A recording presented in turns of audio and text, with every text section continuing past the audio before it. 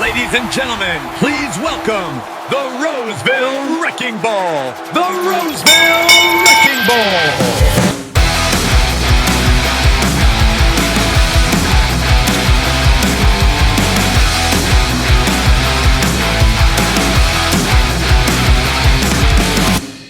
Joshua Shrum. He is a very talented steward, very knowledgeable. The Roseville Wrecking Ball. This is one of those podcasts where I listen to every episode. I love what he's putting out there. The Roseville Wrecking Ball. Josh Shrum. Parcels of knowledge. Does a fantastic job with that podcast. The Roseville Wrecking Ball. He is an Article 8 scholar, and thank God. We need Article 8 scholars right now. Tune into the Parcels of Knowledge podcast while you're on the route. That's the mailman's playbook, brother. Good morning and welcome back to Parcels of Knowledge, the podcast dedicated to delivering knowledge to city letter carrier with your host, the Roseville Wrecking Ball. Today we have a Saturday with Shrum, another interview with a candidate running for national office. If you don't mind, for the record, please, would you state your name and introduce yourself? My name is Kyle Inosencio. I'm actually a letter carrier out of Grand Rapids, Michigan. I'm currently serving as one of the regional administrative assistants for Region 6, the Kim Region's Business Agents Office. So a little bit about myself so people know. Started in 95 as a casual clerk, became a TE clerk, and then in 99 I became a PTF letter carrier.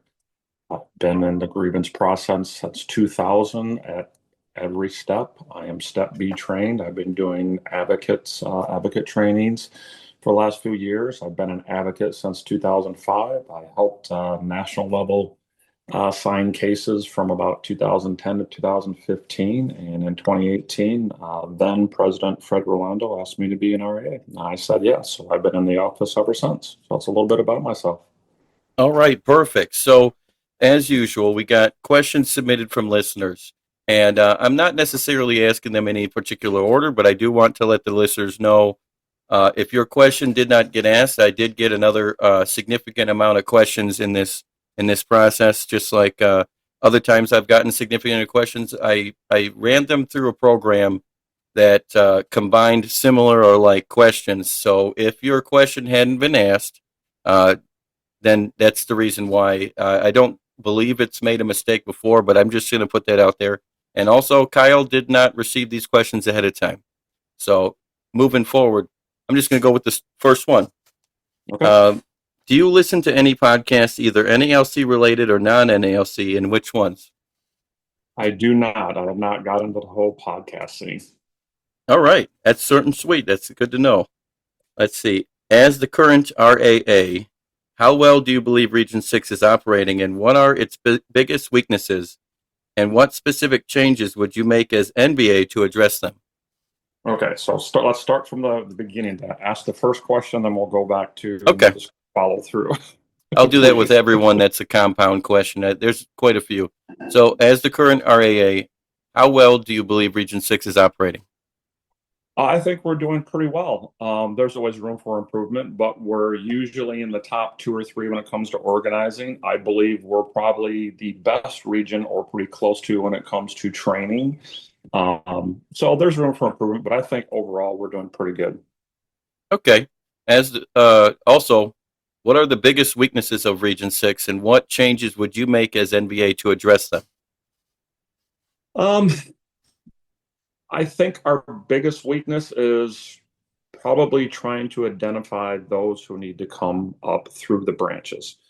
We need to help our branches identify future leaders, both in the branch and then, of course, from the branch level to the regional level or the national level. How do you change that?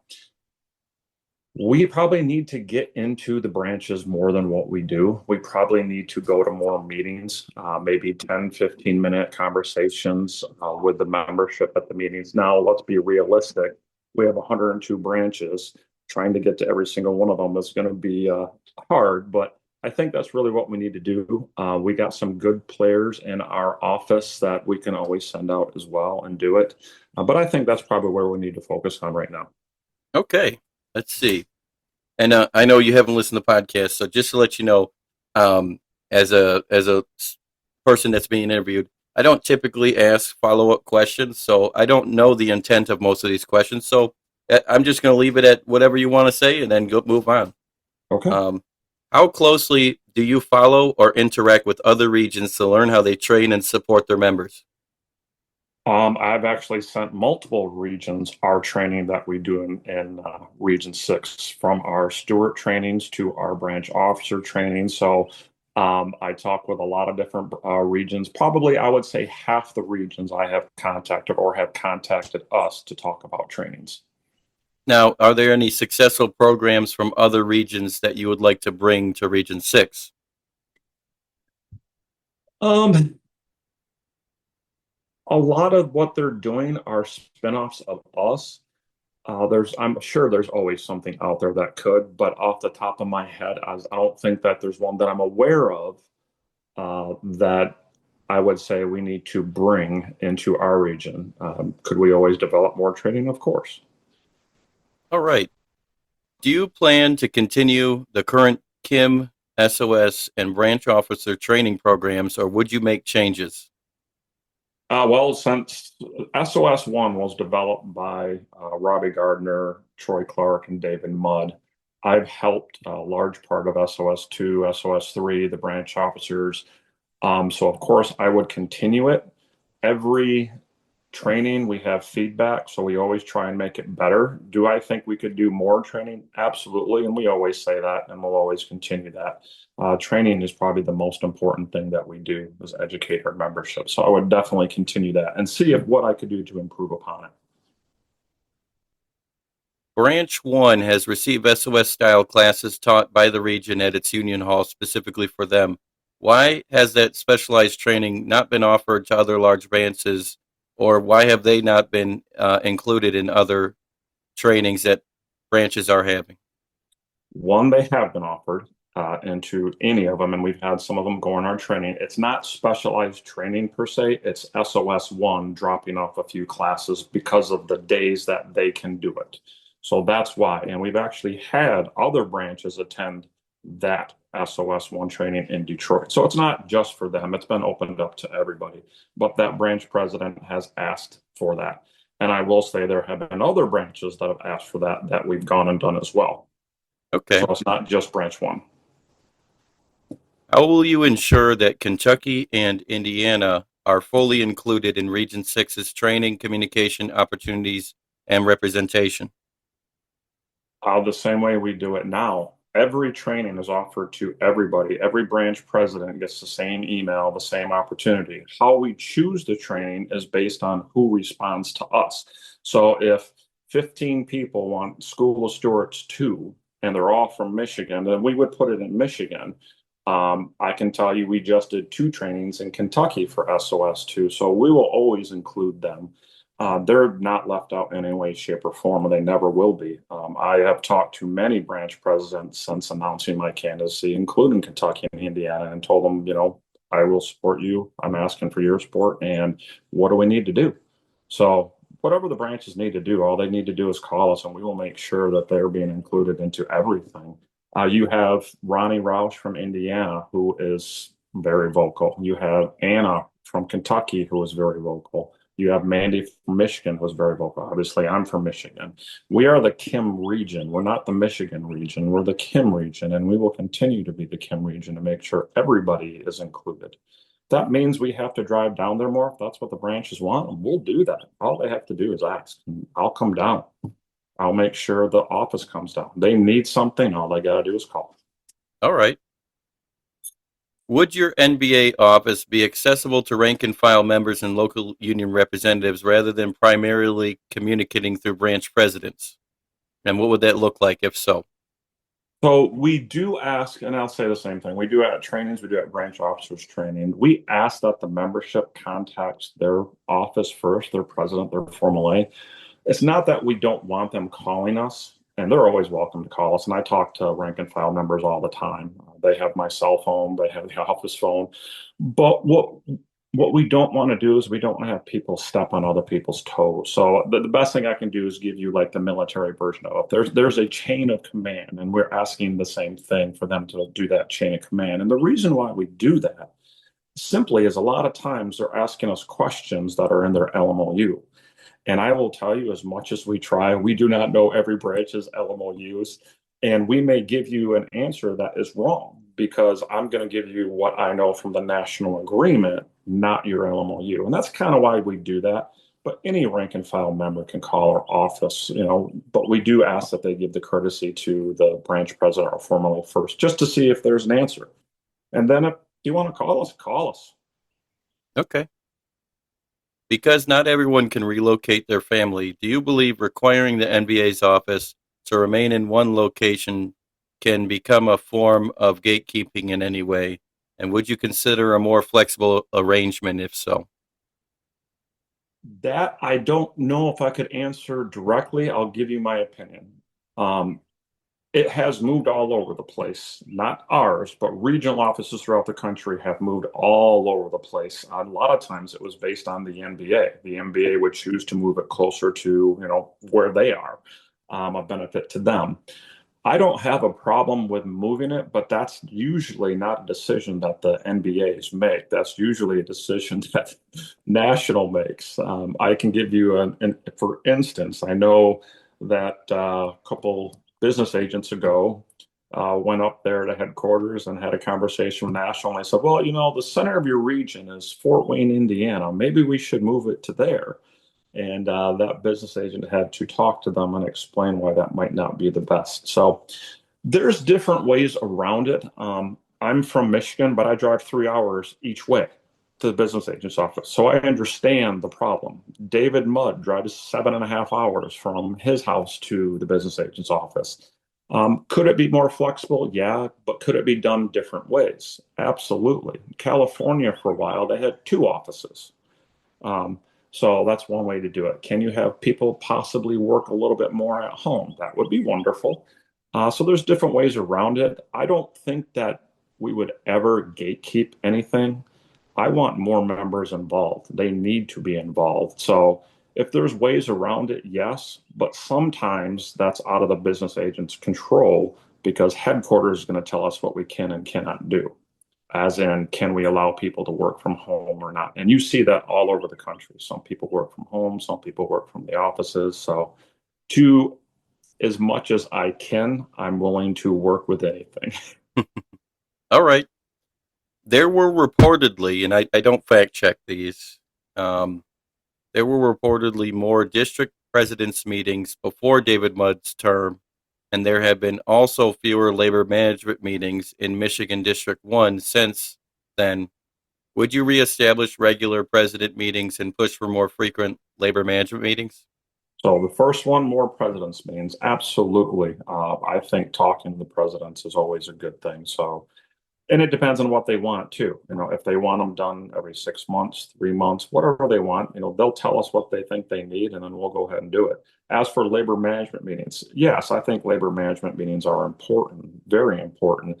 We have a couple of districts that I think are willing to work with us, and I know a couple of districts that won't work with us.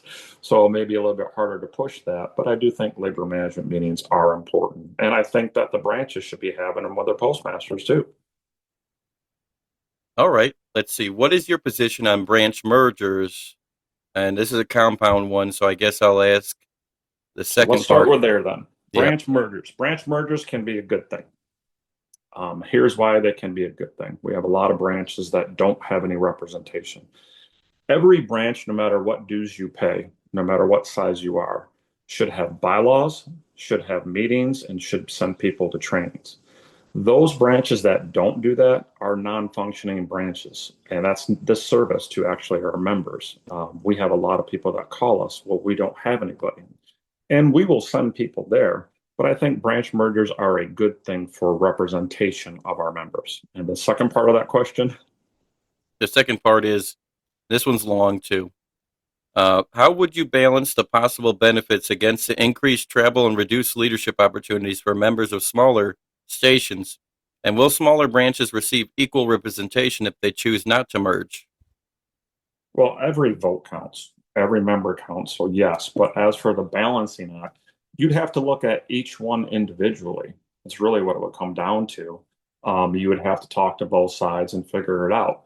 A lot of what we hear now is, well, I don't want to do that because I don't want my dues to be raised. Okay, well, but you're not doing anything to represent your membership. Give us some good reasons, show us that you're willing to do something, and yeah, keep your small branches. We have a lot of small branches everywhere. Ishpeming, Michigan is a minimum dues paying branch, and they have a very good functioning branch and a very good president. I talk to him constantly. He's a good man. So it shouldn't matter the size of the branch, it matters the representation of that branch. As for leadership, I want to look for leaders all over. I think that was one of the first questions you and I talked about. What would I change? What do I think we need to do is identify more leaders. So I don't care if you're from a small branch, a big branch, or a medium branch. We need to find leaders. We need to find the next Kyle, the next Josh, the next Brian, the next Manny. You name anybody, every single one of us is replaceable. My job as a leader, long ago, I was told, is to find the next leaders, find my replacement. And I don't care what size branch you're from, I'm looking for you. All right. How would you address the backlog of grievances after their impasse from Step B? So after their impasse from Step B, they come to our office and we appeal them. The hard part is we only get so many dates from arbitrators. I'll give you an example. October this year, I'm working on the schedule right now. We got 23 dates. So that means I can only fill those 23 dates. And that's based on the number of arbitrators. So there's a couple ways to do this. We can try and get more arbitrators to get more dates. We can also looking at the districts and looking at what we can pre-arb to get that load down. We have 250 some odd cases not scheduled right now, roughly, in our region. And we constantly are trying to find people to resolve those. So I would continue that. We have to bring up our advocates, which we have very good advocates. We have to bring up branch leaders and see what we can do about resolving those if we can. What we can't do is just resolve for nothing. We would have to, there's cases that we know we need to go forward with. We need an answer, a specific answer. So we'll always continue to do that.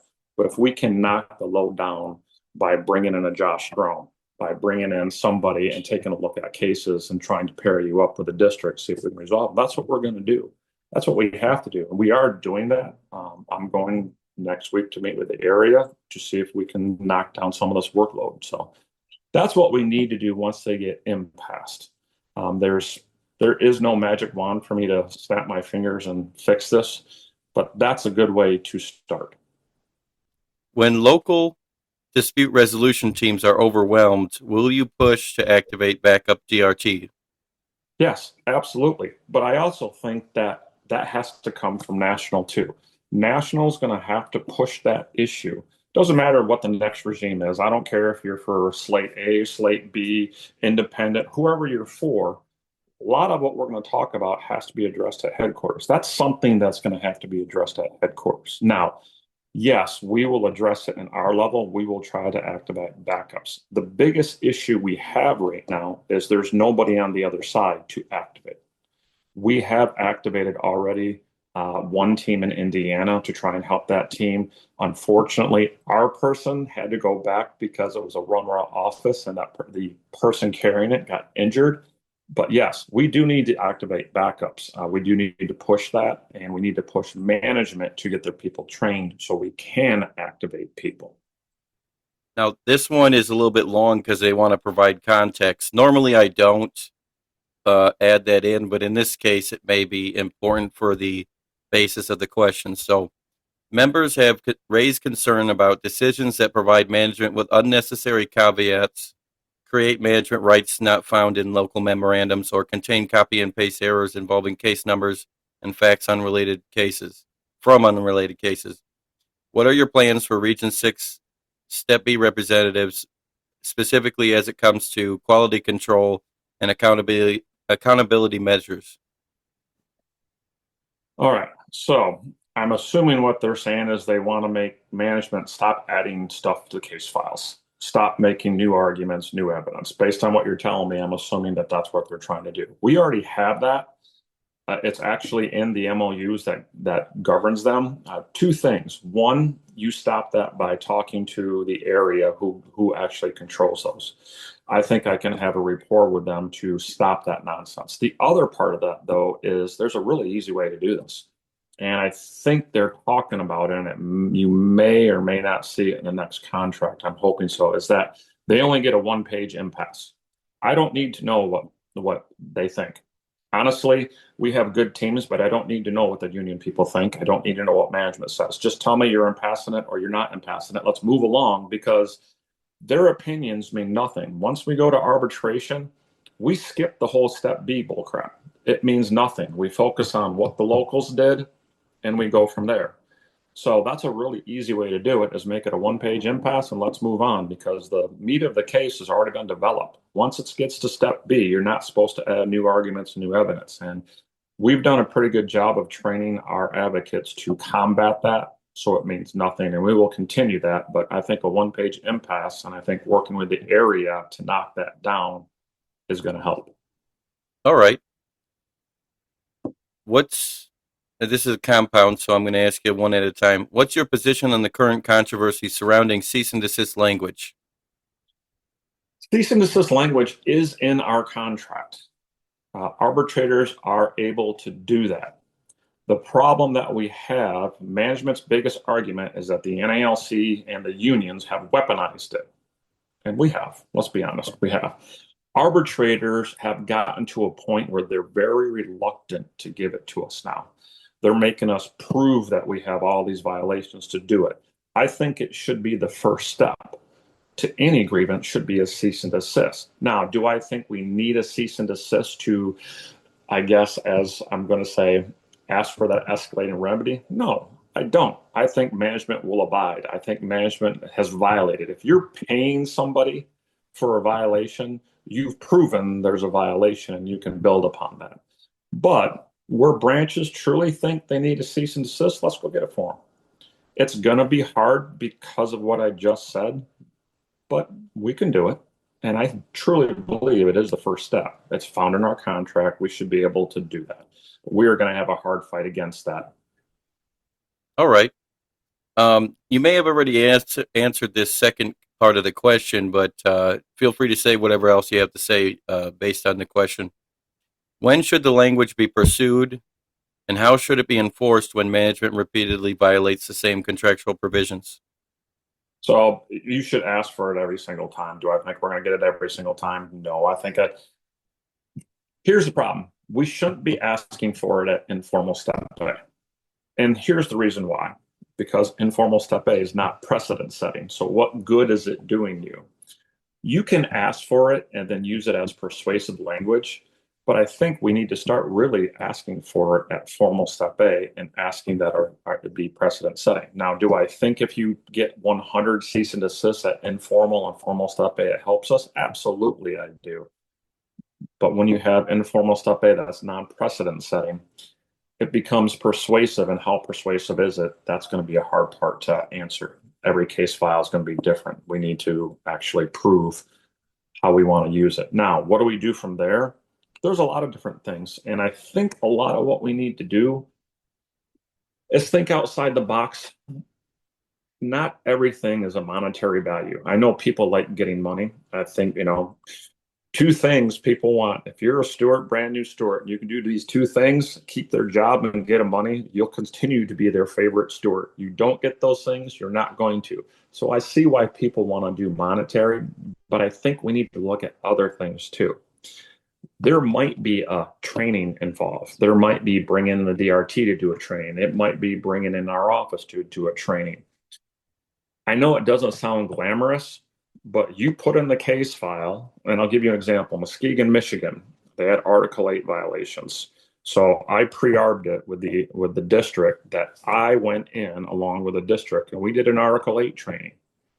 How embarrassing is that going to be going forward when they continue to make those violations, that you put in that sign-in sheet and say, hey, these people went through a 3-hour training with the district and the business agent's office on Article 8, and they still won't pay attention. I think that will actually add. So I think we need to think outside the box. I know money is people's favorite thing, but sometimes a training might actually fix the problem. And our goal should always be to fix the problem. Although this is not my question, I am going to insert my opinion real quick. I Okay. do personally, I believe the only alternative solution here, other than the education, I think re-educating management can be used for persuasive value. But I just personally think that the one thing that would incentivize compliance, other than monetary compensatory incentives, would be, in my opinion, the same remedy you would get for mutual respect issues, where we would remove them from supervising letter carriers. I just don't think that an arbitrator would rule that on a contractual violation such as that, unfortunately. I believe you're probably right. But if you get enough training and you get enough violations, you could throw that in there and make an argument about willful neglect and willful training. And maybe you get there. It'd be a tough climb, but it's Yep. thinking outside the box now, isn't it? Yeah. All right. So you often emphasize that two wrongs don't make a right. Grievances address violations after they occur. But what would you do as NBA to prevent management's first violation from happening? And more broadly, how do you confront management about this increasingly open noncompliance? So how do you stop them from doing it? The problem that I have is I cannot be in every single one of the post offices. If I Yep. could, we would have those. But it goes back to that training that we have to have and getting our stewards to confront management right off the bat. It would be Josh Strum telling management, hey, I'm sitting here casing my mail and you're going to make carrier A over here pivot. You know they're not on the overtime desired list. You know I'm going to file a grievance. Now it's the time to stop. You're going to have to do that. I can talk to management till I'm blue in the face. And I have no control over them, so I don't care what Kyle thinks. I can talk to the area. So the only way we're going to do that is by training our people to have those tough conversations. We need our stewards and we need our carriers, honestly. We need our carriers to honestly stick up for themselves. And how do we do that? We educate them on their rights on the contract. That's how we're going to stop that. Now, as for the compliance part, so everybody knows the OIG report, $863 million in 3 years, and it still has not stopped them. If I could buy a magic wand on Amazon, I would. But really, the tough part is, and nobody's going to like this, is we got to keep filing grievances. I can have those conversations at headquarters. I can have those conversations at the area to see what we can do jointly. And there are some good people who want to do the right things on management side that we can work with to do that. And we will do that where we can. As I said, I got to go meet with area next week. That's going to be some of our conversations, is getting him or someone in his office and getting myself or someone in our office to go into these places where we're having issues and see what we can do to stop it. And it might be something along those lines of we go in there and we watch the process. We watch how the union and the frontline supervisor conduct their meetings and show them maybe the right way to do that and show them what the contract says. And then we sit and we watch what the formal A is and we give advice on it. And it might be something as simple as that. I know they tried it in Milwaukee and it seemed to have gotten a little bit better, and that might be something that we need to do. And hopefully my counterpart next week will agree to that. And there's a few places we'd like to go in and try that where we're having these problems. Go in and see if we can stop it before it becomes a problem, or stop it at that informal step A. Now, and this is unrelated. I probably should have asked this before we were even on air, but am I having connection issues? You've not had a connection issue Okay. yet? Because lately, the last few interviews I have, so I just want to make sure it's not continuing to happen. Okay. I haven't had a problem yet. Now, Anita Llewellyn is considered Region 6's primary OWCP resource, but not all union representatives reportedly have equal access to contact her. Some individuals who are not officers and do not have active OWCP cases have reportedly been allowed to access, while other presidents and representatives have not. How would you establish a fair and consistent access policy for all branch presidents and appropriate union representatives? Nobody should be contacting any of the one directly. That's the honest opinion. They should be going through our office. Now, I will tell you, I've dealt with OWCP since 2010. I have a good base on it, knowledge base on it, but I'm not Anita Llewellyn. Ronnie, Mandy, and Anna, all of us are supposed to be handling what we can in our office first, then referring to Anita what we don't have. So I think the easiest way to fix that is everything comes through our office. We'll deal with what we can, and then we will send Anita those things. Okay. Do you believe the NALC needs to become a more militant union? The problem with militant is what exactly do you mean by militant? And What? there's different ways to look at it. And I know you don't have the context of the question, so I'll answer it both ways. Militant, as in we need to aggressively enforce our contracts. Yeah, we do. One of my good friends, who, God bless him, he's retired, thank God, lucky him. His motto was big or small, grieve them all. And I agree with that. Big or small, grieve them all. We do need to grieve every single violation. How we resolve those and what area we resolve them is a different question. But yeah, our job is to enforce the contract. So yes, we need to enforce the contract. So if that's the definition of militant that this person asked, then yes, I agree with that. That's what we need to do. If it's something more than that, then I think it backfires. Well, I think that you answered the second part of the question because they asked you what that approach would look like in practice if it's a yes. So, yeah.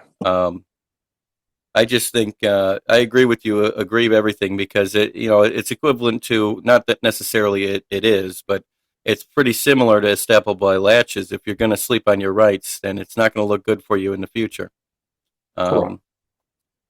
Members appear increasingly disillusioned or disconnected from the union.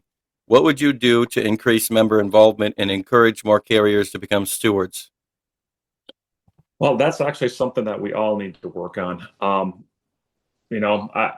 Whether you agree with the slate or not, what it says is better together. And I'm a firm believer in better together. We need to unite as a union. We are way divided for whatever reasons, whether you believe whatever side, whoever says what, we need to come back together as a union because the Postal Service is using our division against us right now. So how do we fix that?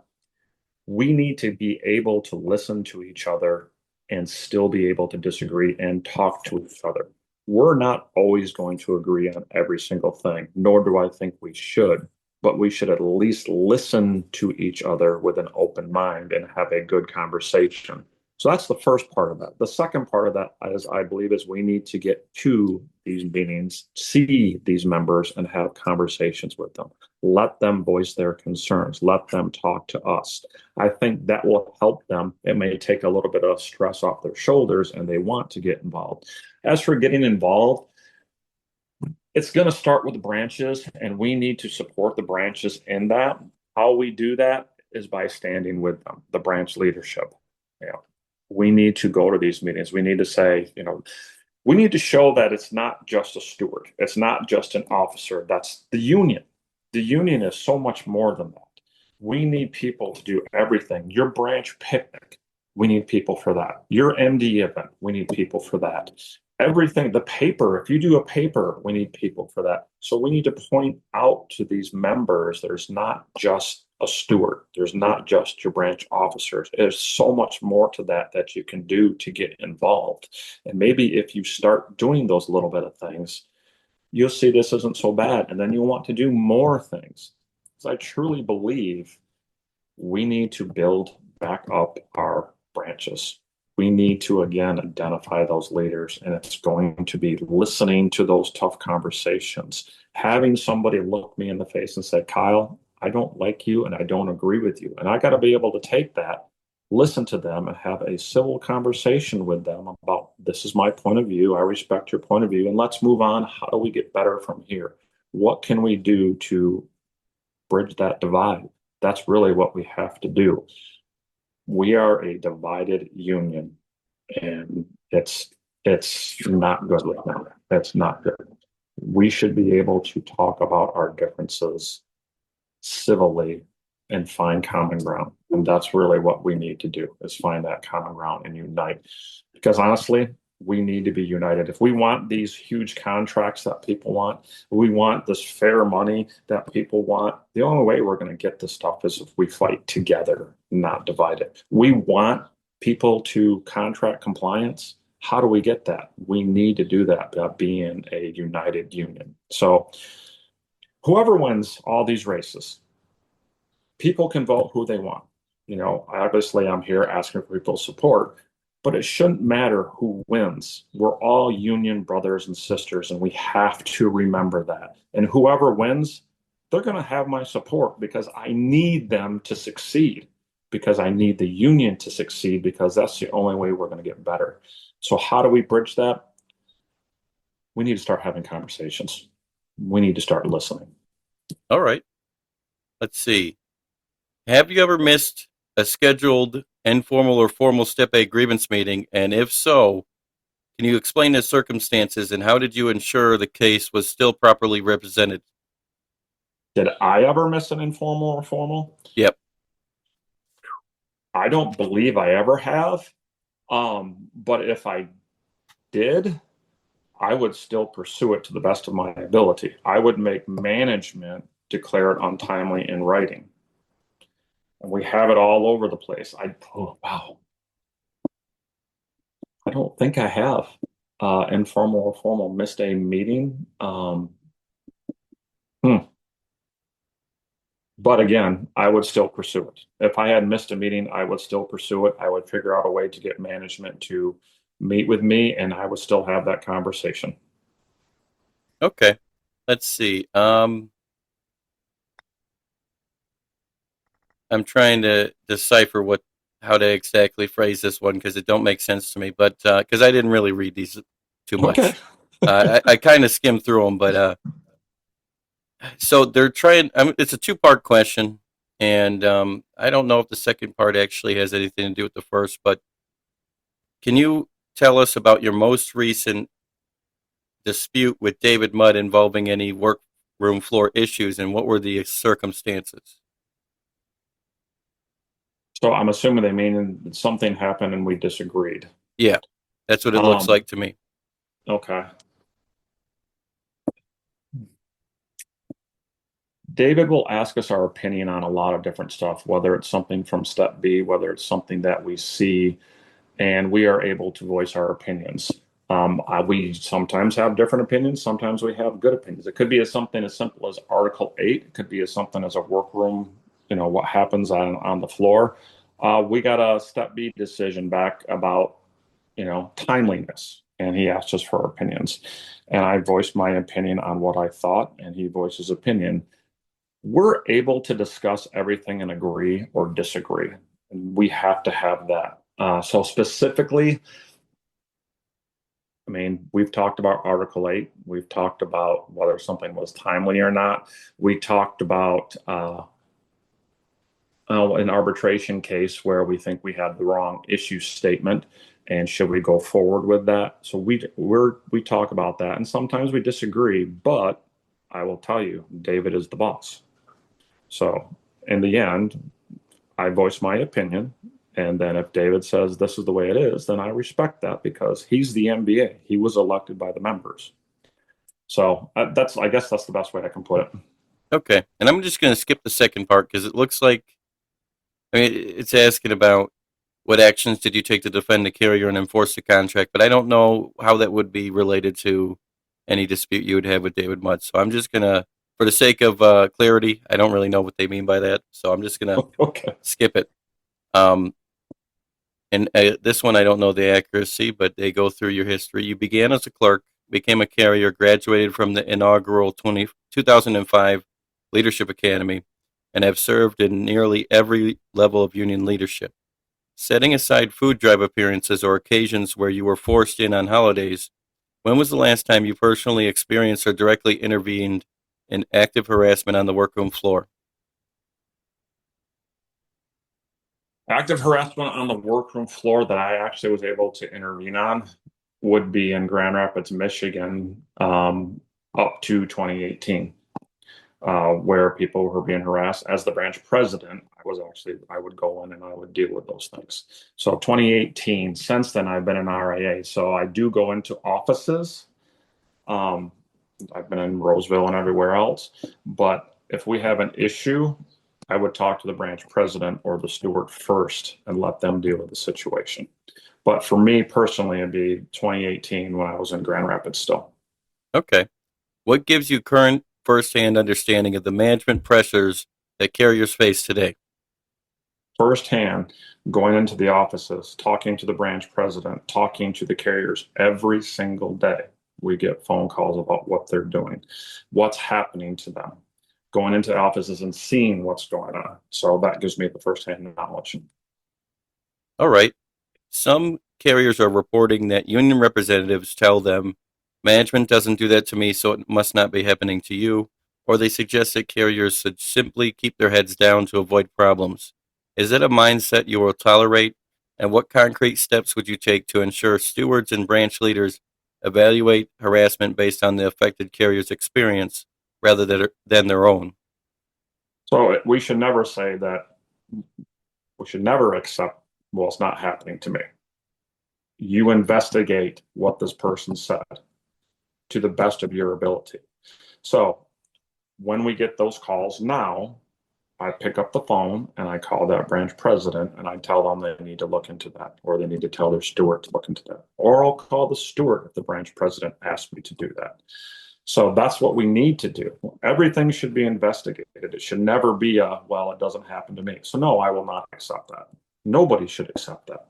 It should be looked into and grieved. So as a business agent, one, we would train on that, which we are doing now, and we would continue to train on that. And two, I'd pick up that phone and make a phone call. Now, if I'm told that that branch won't do anything, I'll have a frank conversation about you need to do something, or maybe we need to assign somebody else. Are they good with us doing that?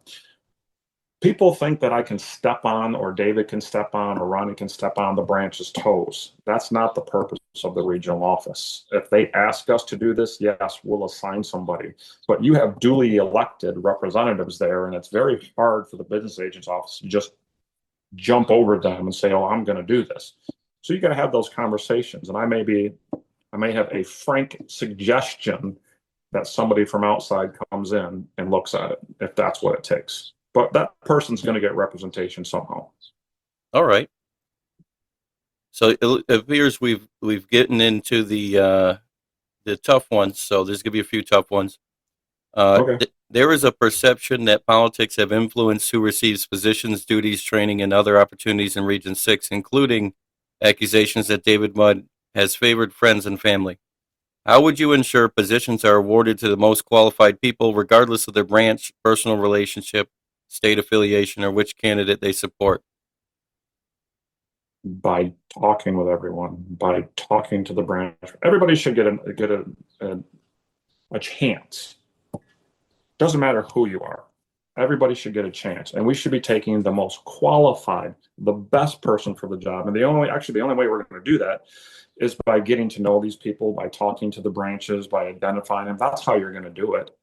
You got to keep an open mind. You got to talk to these people. So that's what I would do. I don't have a preference over anybody, any size of the branch. Everybody needs a voice, and we'll make sure that everybody is heard, and we'll make sure that everybody gets a chance no matter where you're from. You want to pick up the phone and call me, pick up the phone and call me. You want to have a conversation, we'll have those conversations. It should be the best person for the job, the most qualified person for the job. Josh can be my friend. That doesn't mean he's qualified to do something. We need qualified people to represent our members, and that's what I will do. If it takes me traveling across our 3 states, then that's what I'm going to do to make sure we get the most qualified people. All right. I didn't have this fact checked, of course, but it says your spouse works in management. Do you believe that could create an actual or perceived conflict of interest? And if the next NALC administration aggressively challenges management over staffing as part of a cost-cutting initiative, and your spouse could potentially be affected, could you support and pursue that initiative without hesitation? So let me say that my wife is retiring, so that takes care of some of that. But my wife and I have a very good understanding that work is work, and we separate the two. So I have no problem supporting anything when it comes to representing our letter carriers. And my wife will support that because she's my wife first, and then she's a postmaster second. And I will support her job too as much as I can as a husband. But we're able to separate both of those. I have no problem doing anything to make sure that we get what we need here. And we'll go from there. On July 17th, Michael Brim wrote, "Let's get this union back to the powerhouse it needs to be and back to getting our membership the representation they deserve. Do you agree that the union has fallen short of providing members the representation they deserve? And if so, how did it reach that point, and what responsibility does Region 6 leadership bear?" Mike Brim said that out of Region 11. Supposedly, it Okay. must have been like a Facebook post or something. I don't know. It very well could be. So, do I think that we have failed our leadership, or our people? I don't believe that we've failed our people. Do I think there are pockets where possibly that could be happening? Maybe, but then those people need to reach out and talk to us, and we'll make sure they get their representation, just like everything else. We talk to the branches all the time. We provide training all the time. We will continue to do that. If there are pockets, then we need to identify them and do something about that. So, do I think, and as a whole, the NALC has? I think that's a perception out there.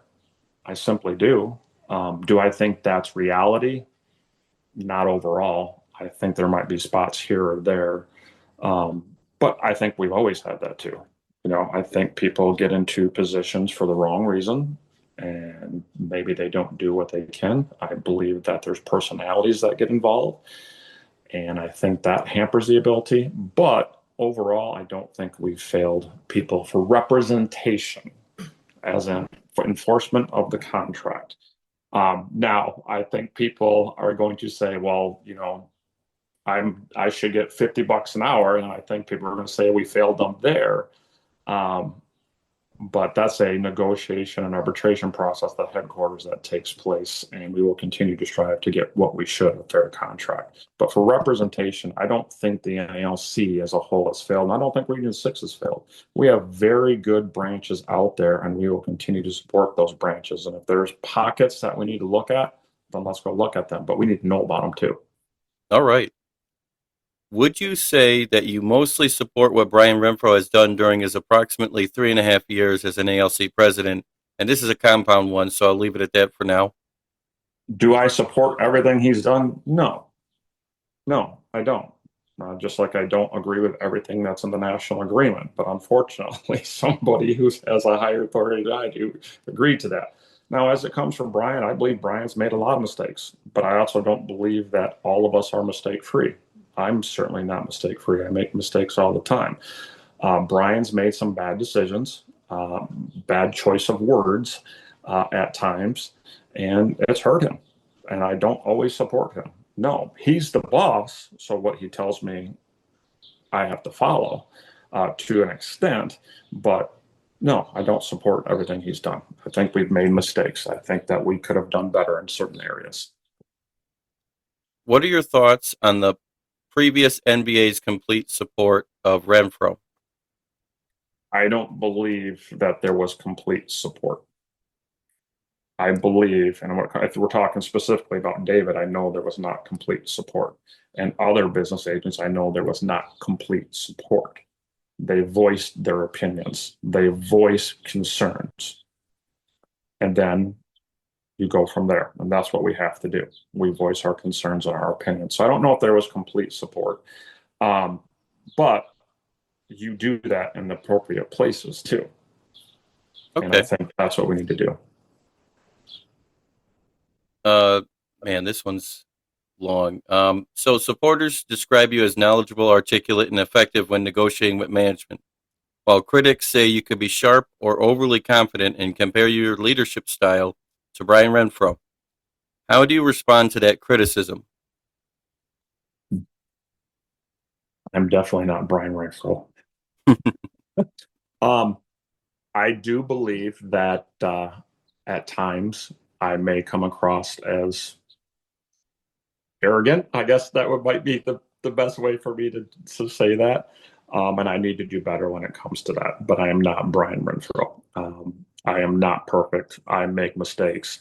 I'm willing to listen to people who think I'm wrong or I need to change my thinking. So I think I'm more of the first, but I can see at times where I'm the second, but I'm definitely not a Brian Renfro. I am far from that.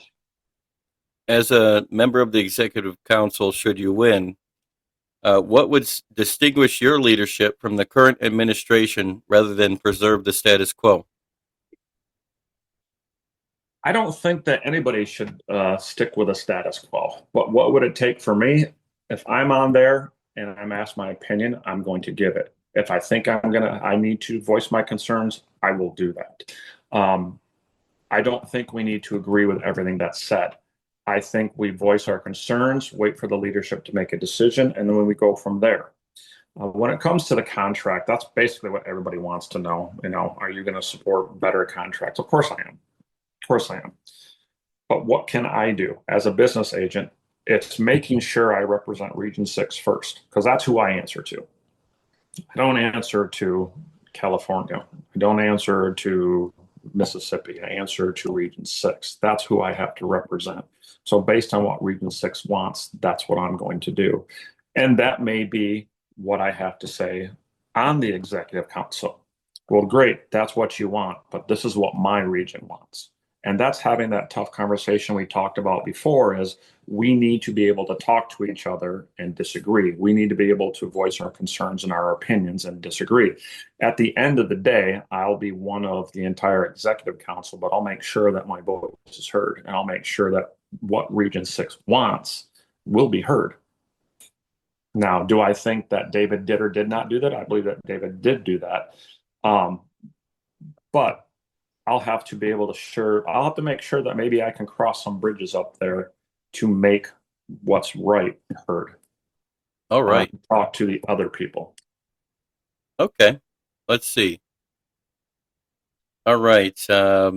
This is a compound question, but I'm going to ask both of them just because of the fact that you're probably going to answer the second question with your answer. So, would you walk out on a Region 6 members during a state convention as the current NBA, and how should an NBA handle serious disagreement with members during a convention?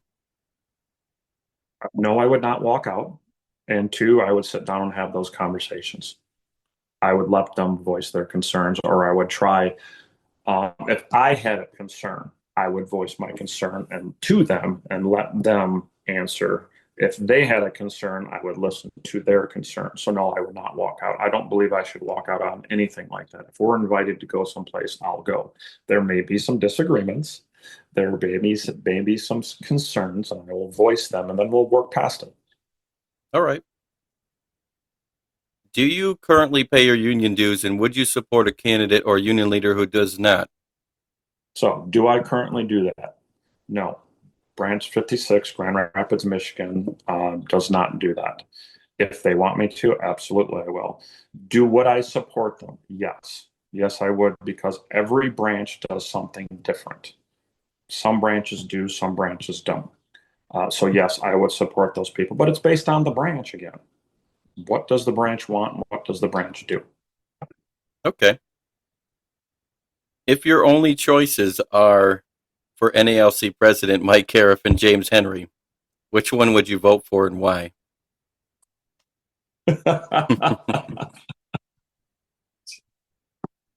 I will say that that's a personal decision that I will make based on what's best for me and what I believe the membership wants. All right. Yeah, I forgot to mention, you are allowed to say, hey, I'd rather not answer that. I mean, of course you know that, but, I'm surprised nobody's ever taken that position very often. But, all right, so we're actually almost done. We only got 4 or 5 more questions. If James Henry and Walton win their respective elections, would you work, I'm assuming they mean as well as yourself, would you work cooperatively with them even when you disagree? The answer would be yes. I said that earlier. We need the union to succeed. So whoever is elected, I'm going to work with because we need this union to succeed. And the only way that's going to happen is if we're all working together. It shouldn't matter. We're all brothers and sisters. Okay. The NALC nationally and Region 6 specifically, this question sounds a lot like one before, so if you feel like you answered it, you can just say that. They appear more divided than ever. What would you do as NBA to bring members, branches, and competing political groups together? Yeah, I think I did answer that. But again, it goes back to having those conversations with everybody to bridge that divide, to talk to them about their concerns. I think a lot of us have this. The ultimate end goal is the same. It's how we get there, I think, might be some of it. And I would work with everybody to listen to them and see what we can do to make them better. All right. So if you do not win the NBA election, would you remain Region 6's RAA and continue serving the membership? That would not be my decision. Let me put it this way. If I was given the choice, the answer would be yes. But I am an appointed position, which means I can be unappointed by the national president at any time. So that would be their decision to make. If Walt wins, James Henry or Michael Cariff get in there. They can call me and say, Kyle, we're going to replace you. And I would have zero say. If they called and said, Kyle, would you continue to work for us? That's a different story. And I said, yes, that I would. Okay. I got a question here. I forgot to add to the normal questions, but I do remember I have to ask it. It's a little bit unusual too. It's he wants to say that he's Brian, person 38-year carrier from your home branch, and they say, how do we solve the astronomically unaffordable housing and rental crisis currently in Grand Rapids? It seems you can't live as a single person without either 2 jobs or 6 figures. Also, when will we see gas prices below $3 again? And don't even get me started on a box of cereal. Vote in the midterms. You start there. Secondly, you work on our contract. Those are the 2 things. But the honest answer is you need to vote at the midterms on what affects you. And that's really how to fix that. Okay. Now, 2 more questions, but only one was asked by a listener, of course. The last question is going to be that investigative interview question. But the last question on the rolls is, finally, would you agree that University of Michigan is the best school in the state of Michigan? No. Go green, go white. All right. So like any good investigative interview, I'm going to ask you the most subjective question of the day, which is there anything else you'd like to add? Yeah. I've been working for the NLC since 2000 at the branch level on through. I think I have a lot of experience, a lot of knowledge. I don't think I'm perfect. I don't think I won't make mistakes, but I'm willing to learn from them and I'm willing to listen to the branches. At the end of the day, we are union brothers and we are union sisters, and we need to work together towards that common goal. And the common goal should always be to get the best support and the best contract and to get grievance compliance. And we will do what it takes to get to that point. So with that. Oh, nice. Short and sweet. All right. So it was good having you on. I appreciate you coming on, answering any of the questions that the listeners submitted. Thank you. I appreciate it. If these guys are getting educated, we will be in big trouble.